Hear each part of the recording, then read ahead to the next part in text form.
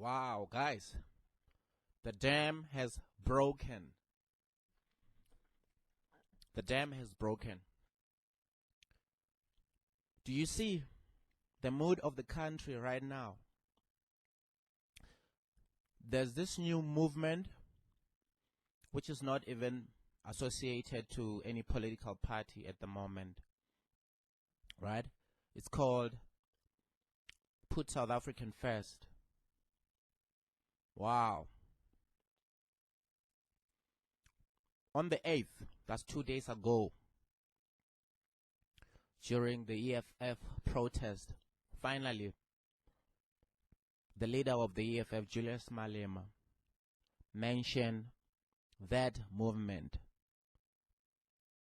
Hashtag Put South African First. And have some useless hashtag on social media, Put South Africa First. That is a narrow nationalism, because the problem of black people is not a problem of South Africa. A black man is hated everywhere. You cannot say South Africa first. We must say black first. I was listening to some nonsensical news of Botswana where they were saying, no, there is certain sectors of the economy which will be given to people of Botswana only.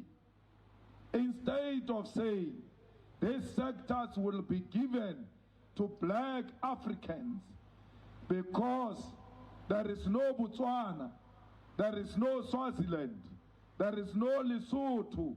We are one family. So we must not buy into the story of existence of Botswana, of Lesotho, because all these borders are an imagination. You come and say Black Lives Matter, but you support the border. You don't like imperialism, you don't like colonialism, but you support the border. South Africa first. A country without a name. South Africa belongs to the continent of Africa. We cannot be competing with fools who thrives on hashtag so and so must fall. And worse, those falling are black people, those who suffer from self-hate. Every morning they target a black face, it must fall. And the day we take over this country, this will be a beautiful home for all Africans and the people of the world. Now, previously, or at any given time, when a political party is ahead, right, in terms of the numbers of voters, when you compare it with other political party. Let me just give you an example. Well, that's obviously back in the day because it's not happening right now. Say on the polls, they know that they've got 70%. Again, I repeat, that's back in the day. And then maybe the other second opposition has about, let's just say, 20%, and then the rest shares the rest of the percentage of the polls. Now, if the opposition party, for instance, DA, challenges the ANC for a debate, both political parties' leaders for a debate, what's going to happen? The leading party or the president of the ANC will not want to be involved or engaged in a debate with the DA leader.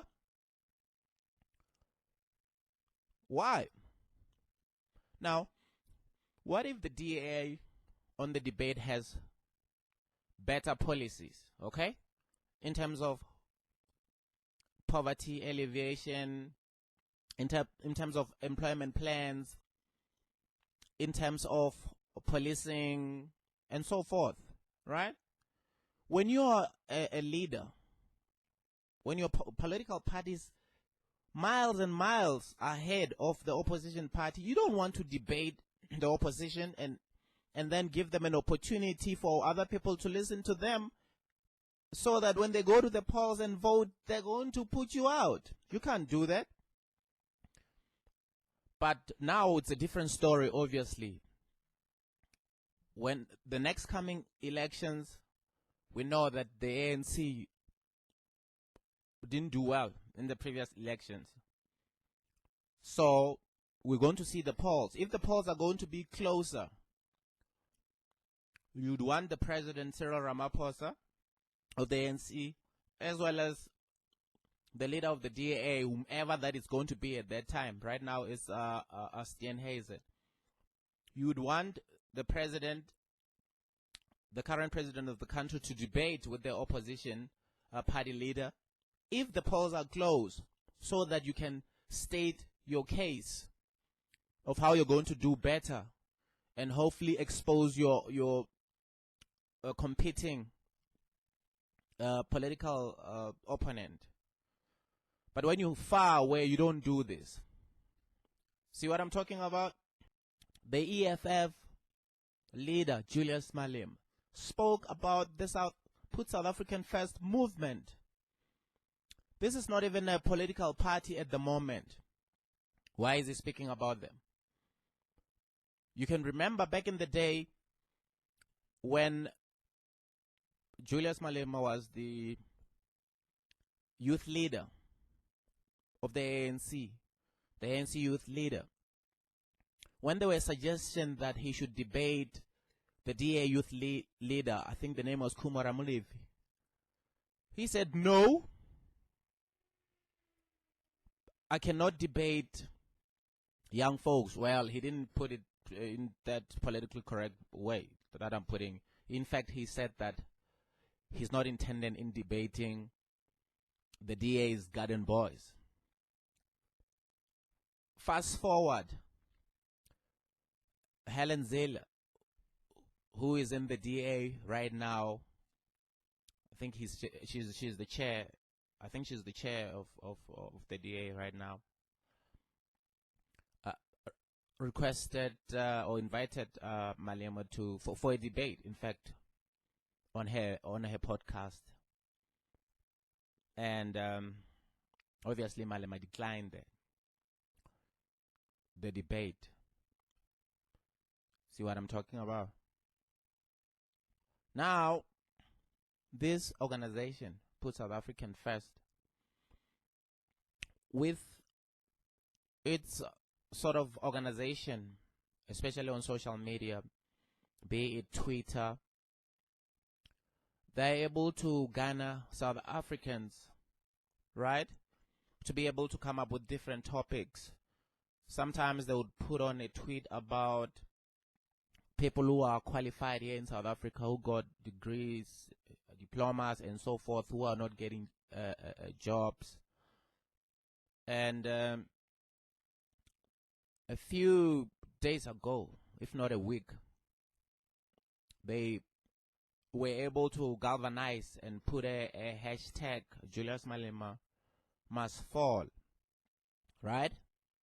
As a matter of fact, the very same day, which is 2 days ago, when Malema was there at the embassies on the EFF protest, when he spoke about them, later on, they were trending just behind Julius Malema with the hashtag Julius Malema must fall, the very same day.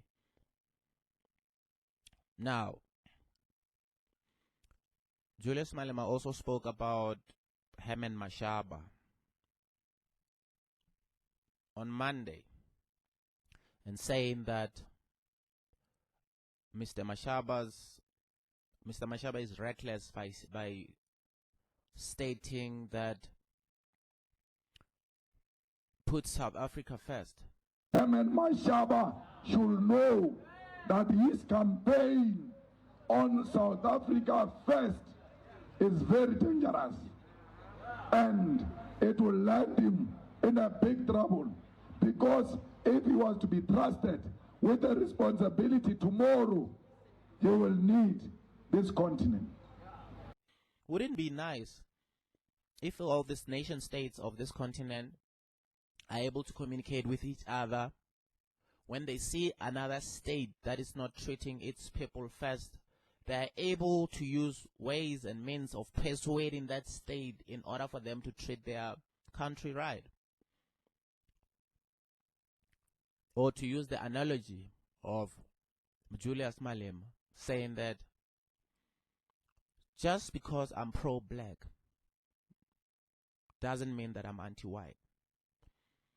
In other words, the same argument could be used by saying put South African first. When I say put South Africa first, that doesn't mean that I'm against other nation states in my continent. It just basically says that each and every leader of our nation states in this continent should be able to put their citizens first. That's what it's all about. Guys, Herman Mashaba is up to something. Guys, Herman Mashaba is up to something. Okay? He's up to something. And I can see him. How can I put it? He's co-opting this movement. And it looks like it's a movement where a whole lot of people might not be having a political home, and they are anticipating for something that they can be interested in voting for.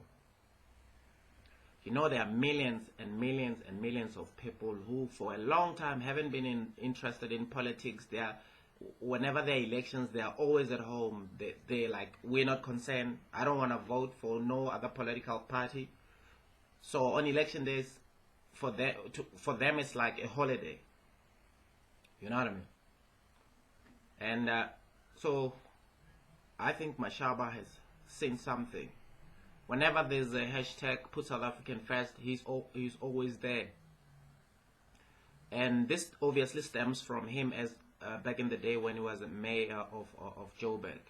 He always insisted on talking about South Africa first, the issue of porous borders, the issue of lawlessness, cracking down on crime in South Africa, to such an extent that he was also being called xenophobic. So that's the story. Whenever a peasant tries to say, man, let me look inwards into my family and see how I can improve my family, you know, and not me being focused on my relatives, and you then hear stories that this guy is selfish, he's not looking out for relatives, he's always looking at his own family. You know, as the saying goes, charity begins at home. Right. So this movement is catching on. I remember also there was a gentleman by the name of Vusi Tembakwai. I hope I'm pronouncing the surname very well. He was being criticized because he's kind of a person who's a business orientated as well, and is outspoken. And when he was being attacked, the same folks of the movement of Put South Africa First were out there defending him, push out a hashtag called hands off Vusi Tembakwai. And so it goes on and on and on like that. So I'm going to play a clip right now about Julius Malema talking about the United States of Africa. He argues that a small state, say Botswana or Swaziland, cannot be able to success in terms of maybe trade talks for economy and policies with a nation as big as the United States. So he says that for that to succeed, for a country to be able to have leverage with big states like the United States, then all these nations of Africa should come together and form the United States of Africa in order for them to make an impact when they're negotiating. Africa will have one president, one currency, one parliament, one executive, one judiciary, one military. Communism doesn't see no borders. Communism doesn't recognize a nation state. So this then falls in well with their view of saying that they want to see one continent. But you do know about the disadvantages of having one continent with one president, one military, one currency, one legislature. It stagnates competition. In other words, if the country or the nation as the United States of Africa has one president, imagine if it falls into the hands of a dictator, then it means the whole continent suffer under dictatorship. And then if you look at the issue of one currency, you have to understand that you just don't wake up and decree that there should be a currency. A currency has to follow how markets perform. In other words, a South African rand is different with another currency of another nation. So in order for a currency to be the same in the continent, it means that the new Reserve Bank or Treasury, whatever that it would be, I beg your pardon, they have to pump money into the system. And that's why you've seen in European Union, most countries fell off financially because some East European countries' currency was way too low, and then they joined the European Union that obviously uses one currency, which favors other individual states whom their economy is way solid. So the EFF leader doesn't mention that, and is under the contention that just because the continent is going to be led by one individual, then by the sheer size of the continent of Africa, and then we're going to do well. It doesn't work like that. You can look at Switzerland, a tiny country. It's in Europe, by the way, and it's not a member of the European Union. And look at its currency. Compare the Switzerland currency with the British pound as well as the euro. Switzerland is doing very well, and it is able to negotiate with all other European states. And the advantage of it is also Switzerland is also able to negotiate in terms of trade with countries as far as Australia, New Zealand, and so forth, one by one on a bilateral basis. And it's interesting. Julius Malema mentioned is it Swaziland? Swaziland claims to be a country with so few people in Swaziland, and it pretends that it can negotiate on its own with the colonizer, England. It's not possible. Swaziland, a teeny weensy country, wanting to negotiate with the UK, and his contention is that obviously it will not make an impact when it negotiate with the UK. What do you call Botswana a country or Swaziland, and you want Botswana to go and sit with America on the same table as equals? Botswana will never be equal to America in terms of military power, in terms of the currency strength, in terms of the economy, in terms of political influence, in terms of size. Botswana can never be referred to as a country like America. The only way we can talk as equals with America and China and the East and Europe is when we become a country as Africa. So it's forgetting that the people of Britain, right? The people of the UK, they just divorced the whole of the European Union. Why? Because they want their country to be able to make laws. Most of the laws that used to govern the UK were laws from the European Unions, which then made the British Parliament effectively null and void, because they could not be able to make influences in terms of the laws in their own country. So they moved out. They moved out. While the EFF is professing making the continent being governed by one individual, other countries are moving out. They're looking inwards. Being a South African is not a sin. Being a Zimbabwean is not a sin. You know? Being an Angolan, it's not a sin. As a peasant, people have their national pride. People love their national anthem. People love their flag.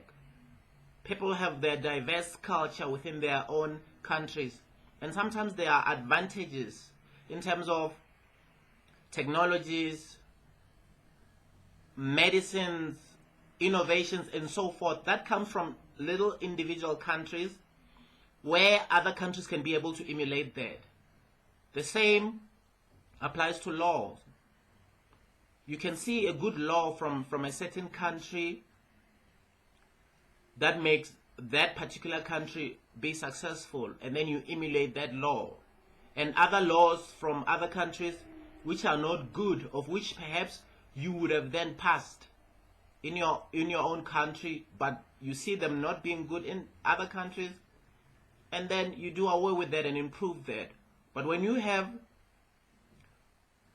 one continent, sometimes it's also easier, in fact, for other nations or for other large groupings of maybe multinational companies or huge conglomerates of countries to be able to target one leader of one continent, deal with that leader in terms of influencing them in a way that will benefit their countries economically and making the rest of the continent not being able to progress. Whereas if we have our own, by using a lack of a better way, individual countries that are not intermingled by one law and being one country in terms of the continent, then we're able to survive and we're able to emulate other countries that are doing good. And you can see the examples of how the other countries are performing in the continent. See, there are other countries which are doing very well that we should emulate. There are other countries which are not so great in terms of wars and a whole lot of stuff which you cannot take as an example. So that's my take. Thanks for watching the Mamuji Show, and I'm out. I don't need a praising hashtag.